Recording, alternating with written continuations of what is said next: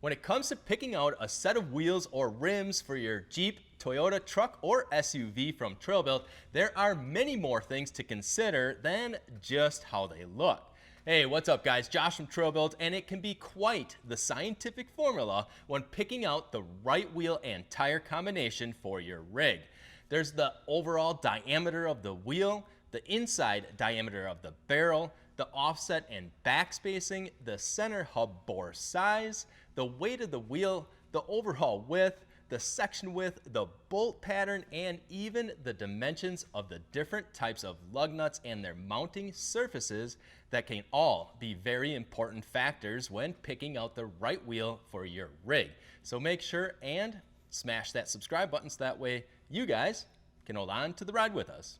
Starting with the overall diameter of the wheel, the majority of us who use our vehicles for more practicality and functionality over form, especially for off-road purposes, are going to stay in that 17 to 20 inch wheel diameter size range. Some of us still prefer the 15 or 16 inch sizes, most commonly because, well, one, they are usually less expensive, and number two, we probably already have the tires that only fit those size wheels. But most of us will decide on a wheel size because that's what the vehicle came from the factory, or we already know we're going to be going with a larger size tire and want to maintain a larger tire sidewall, or as I like to refer to it as, more meat on the bones. Having a larger tire sidewall will help reduce damage from trail obstacles, rocks, or other hazards from being done to the wheels, especially on hard impacts. And it also really helps with allowing the tire to flex and envelope over the rocks and trail obstacles when aired down to gain additional traction. Plus, a larger sidewall will help cushion some of the harsh bumps and cracks in the pavement or while out on the trail, allowing for a smoother ride. A good rule of thumb is, if you're gonna go with a larger size wheel and tire combo, is to not go any smaller in the wheel diameter than what your rig came with from the factory, as you might run into some clearance issues with the wheel not fitting over the brake caliper or even possibly over the tie rod ends. If your vehicle came with 17s, well, then 17s or bigger is a safe choice for fitment. If it came with 18s, well, then 18s and bigger, and you guys get the point as the general rule of thumb when picking out the wheel size. Cost also becomes a factor with wheel and tire sizes, so keep that in mind, and typically the larger the wheel, the more expensive it becomes, and same principle applies to the tires as well. A few more items that we'll get into a bit further in this video is how the size of the wheel and tire package increases the weight of the wheel and tire combo and the handling and performance of your rig, and how, in some circumstances, even the same size wheel that your vehicle came with from the factory might not even fit. And we'll talk about that a little further in the video. The offset of a wheel is the distance, measured in millimeters, from the wheel hub mounting surface to the center line of the wheel, and will be one of three different measurements. Zero offset, which means the wheel mounting surface lines up exactly with the center of the wheel itself. Then positive offset, and that is the hub or the wheel mounting surface is located in the front section of the wheel, somewhere between the center of the wheel and the outer part of the wheel. Having a positive offset will tuck in your wheels and tires more towards the frame of the vehicle and are more commonly found on passenger cars, crossovers, and SUVs, of which it is important to know what your factory offset is before purchasing your next set of wheels.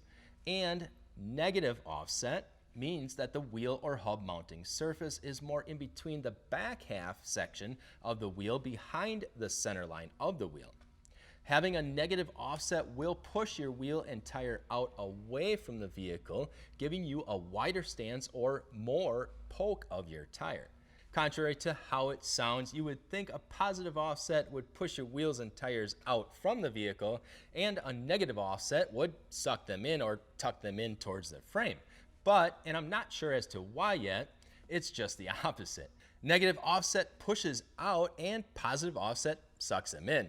The best way to find out what your factory wheel's offset is by removing the wheel from your vehicle and searching the backside of one of the wheel spokes for the ET number. ET is a German word that I'm not even going to attempt to try to pronounce. It's something like Einpresstief, but in English it translates to insertion depth.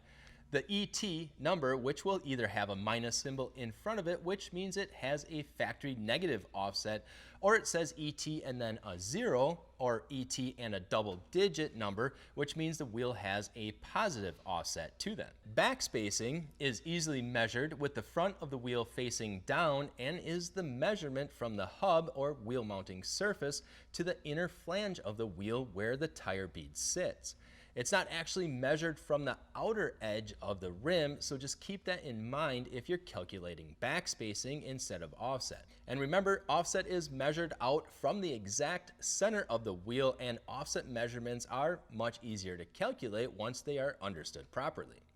But to measure the backspacing, take a straight edge and lay it across the inner flange on the back side of the wheel. Then take a tape measure or ruler and place it flat on the wheel mounting surface and measure to the straight edge, and that will give you your backspacing measurement. The lower the backspacing measurement is, the more your wheel and tire is going to be pushed out away from the vehicle and away from your steering and suspension components as well. Same with the negative offset measurement. The larger the negative offset is, the more clearance you'll gain from your tie rod ends, knuckles, shocks, and springs. This is especially important when increasing the size of your tires and upgrading your steering to larger components. When turning sharp or from full steering lock to full steering lock, larger diameter tires will be much more likely to hit on your inner wheel wells, frame, leaf springs if you have them up front, and even your shocks if you are flexing out your suspension. They'll end up hitting the upper part of the shock unless they are inboarded far enough. Also keep in mind that the more negative offset you have and the more your wheels and tires are pushed out, the more negatively it will affect your on-road handling and performance, and also the more wear and tear it will put on your driveline components like your ball joints and wheel bearings. The more weight that is pushed outwards, the less balanced over the bearings that they are, causing additional forces and stress on those components.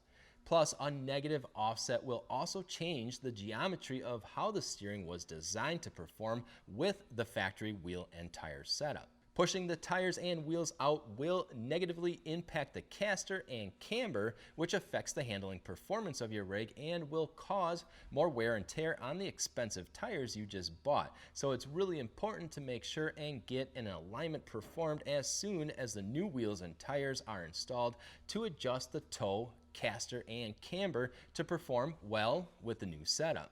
So make sure and check out our fitment gallery first if you're not sure on what offset you might need. Plus, we also have a wheel and tire calculator on our homepage, and we'll link that in the description, but you can use that to compare your stock wheel and tire combo with the desired wheel and tire size upgrades, and it will also give you an idea of what the size comparisons between the two are. So just remember to keep in mind that when you are increasing your tire size or changing your offsets to allow additional clearances for that larger tire, including when steering from full lock to lock or side to side and when flexing out.